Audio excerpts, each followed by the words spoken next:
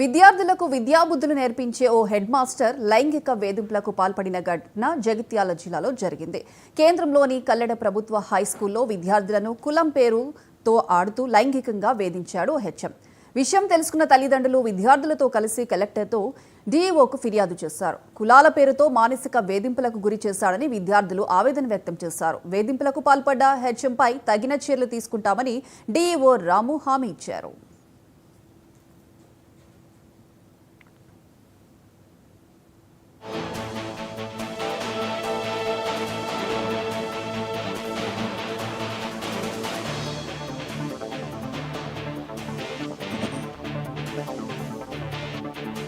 Reddy sir HM sir ఇప్పుడు ప్రస్తుతానికి ఉన్నారు.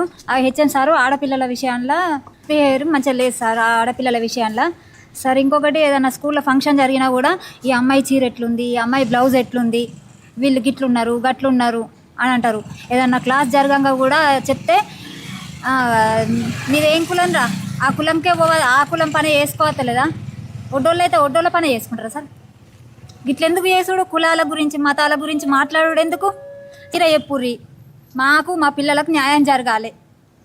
ఇప్పుడు ఈ పిల్లలనే వదిలేస్తే ఇంకా క్లాస్ పిల్లలు ఉన్నారు, ఊరు పిల్లలు ఉన్నారు, అట్లా జరుగుతే ఎట్లా? పిల్లలు భయపడే వస్తలేరు ఇక్కడికి, బాగా భయపడతారు. ZPHS school Gangareddy sir HM sir ఇప్పుడు ప్రస్తుతానికి ఉన్నారు. ఆ హెచ్ఎం సారు